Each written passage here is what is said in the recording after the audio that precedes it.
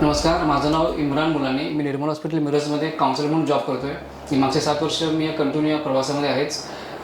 आज 24 मे 2026 जागतिक स्किझोफ्रेनिया दिवस म्हणून साजरा केला जातो. या वर्षाची थीम आहे कृत्रिम बुद्धिमत्तेच्या युगातील स्किझोफ्रेनिया संशोधन. स्किझोफ्रेनिया दिवस साजरा करण्याचं कारण म्हणजे या आजाराबद्दल भरपूर लोकांमध्ये गैरसमजूत आहे. गरीब असेल, श्रीमंत असेल, सुशिक्षित, अशिक्षित, शहरी असेल, ग्रामीण असेल, हा आजार कोणालाही कोणत्याही वयामध्ये होऊ शकतो. हा आजार फार गुंतागुंतीचा चिवट समजला जातो. जर या आजारावर वेळीच उपचार केला असेल तर सामान्य व्यक्तीप्रमाणे हा पेशंट देखील नॉर्मल आयुष्य जगू शकतो. दर 1,00,000 लोकसंख्येमागे 1,000 लोकांना आजार आहे. जर वेळीच उपचार केला असेल हा आजार बरा होऊ शकतो. या आजाराच्या रिलेटेड या आजाराबद्दल जागतिक अवेअरनेस व्हावं, जागरूकता पसरावी यासाठी निर्मल हॉस्पिटल स्टाफ प्रेझेंट करत आहे एक शॉर्ट फिल्म. वैजू, उठ आता. किती वेळ झोपतेस? उठ, आंघोळ कर. अगं वैजू उठ, आई किती हाक मारते तुला.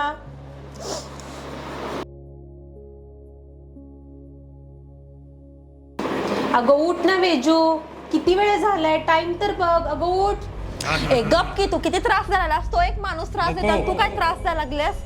अगं तुला आणि मला सोडून इथं कोण आहे मला सांग. काय हा माणूस तुला दिसना झालाय का? हा मला किती त्रास द्यायला लागलाय. तू एक तास मला त्रास द्यायला लागलेस.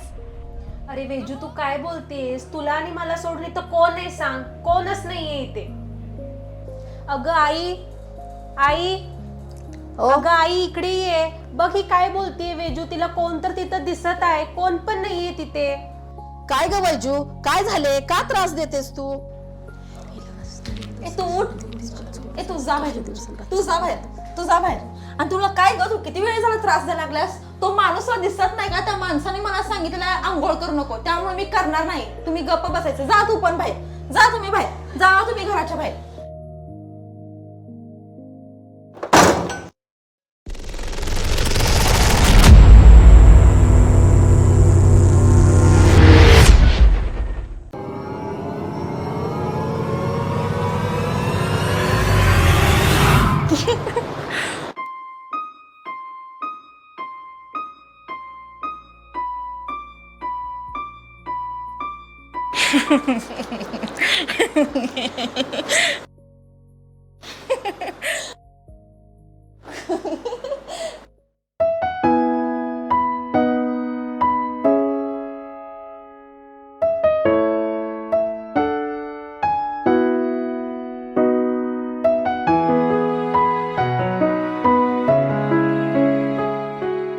वैजू, हे घे पाणी. नको, ह्याच्यामध्ये काहीतरी घातलं असणार. मला पाणी नको. काय ग, काय झालं ह्या पोरगीला? अगं प्रियंका, काय करायचं ह्या मुलगीचं? अगोदर जेवण सोडलेली, आता पाणी पण प्यायला नाही म्हणते ती. तिचं देवाचं वगैरे तर काय झालंय का तिला बघायला पाहिजे. लग्न वगैरे तर लावून देऊया, मग तर सुधरते का बघूया आपण. आई तू काळजी करू नकोस, आपण भावाला बोलवून घेऊया. काय झालं? तुम्ही दोघं इतक्या टेन्शनमध्ये काय? वैजूसोबत बोललो, ती बोलायला तयार नाही, आणि मला इतकं इमर्जन्सी तुम्ही का बोलून घेतले? अरे शंतनू, आपल्या वैशूमध्ये विचित्र वागणं दिसायला लागले. ती सतत झोपून राहते, काही काम करत नाही, एकटीच हसते, एकटीच रडते, म्हणजे अशी कुणास तर बोलले असं सारखं दाखवते सारखं. मला असं वाटतं की आपण तिचं लग्न करून देऊया, म्हणजे तिच्यामध्ये सुधारणा होईल.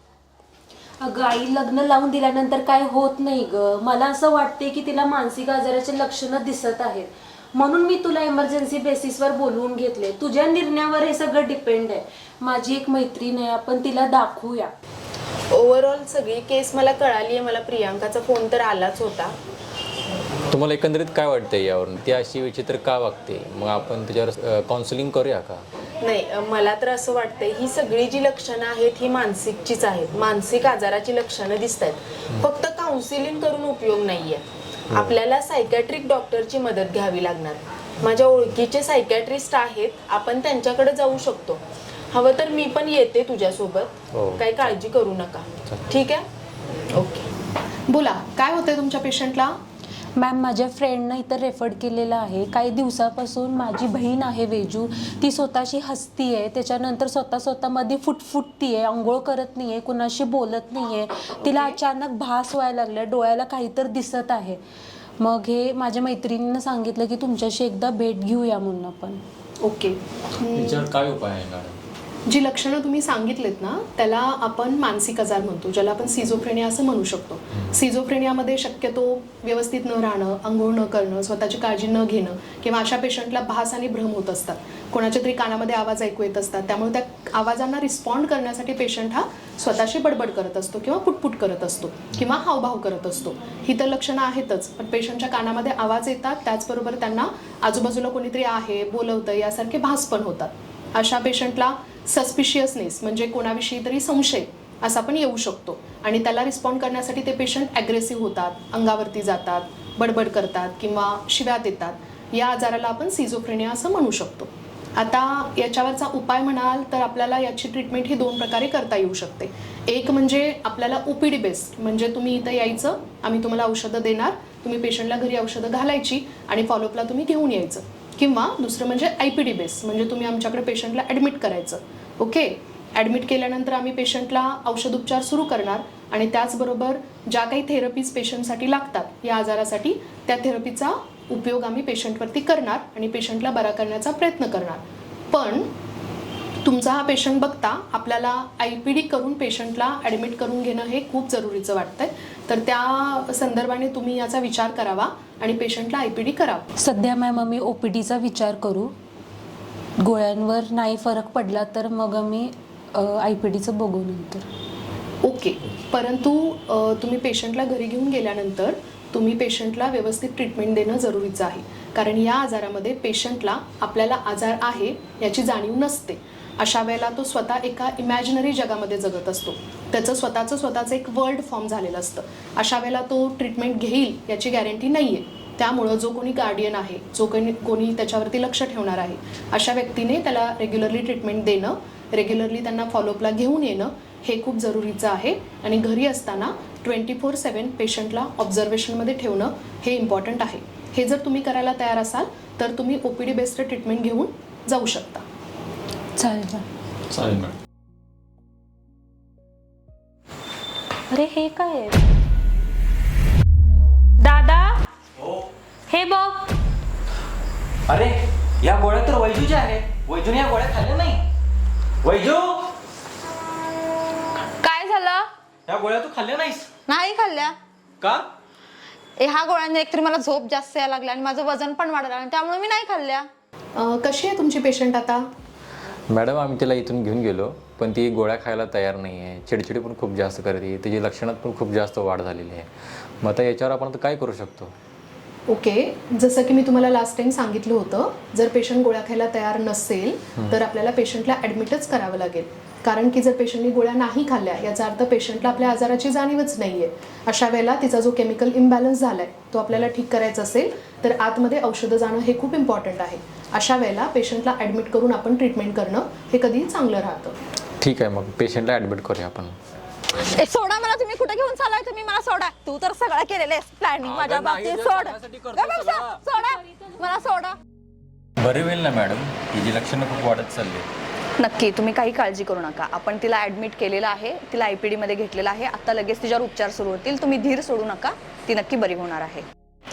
सोड, तू काय कर लागल्यास? सोड. आमच्या घरच्यांना बोलवा, आमच्या घरच्यांना बोलवा.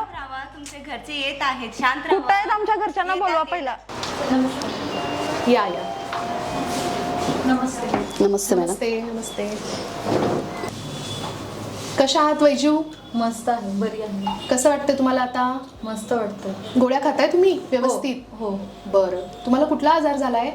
मला मानसिक आजार झाला होता, स्किझोफ्रेनिया झाला होता. ओके, मग त्याच्या गोळ्या तुम्ही व्यवस्थित घरी खात आहात? हो, आता घेते गोळ्या व्यवस्थित. तुम्ही तुमचं घरचं काम व्यवस्थित करताय? हो हो, आता करते. आंघोळ करणं, व्यवस्थित कपडे घालणं, घरच्या लोकांना कामामध्ये मदत करणं, हे सगळं तुम्ही करताय? हो मॅडम, करते आता मी. Okay, very good. ओके, तुम्ही सांगितलेला डिसिजन एकदम योग्य होता ॲडमिटचा. आम्ही ॲडमिट केलं, वैशूमध्ये भरपूर फरक आहे.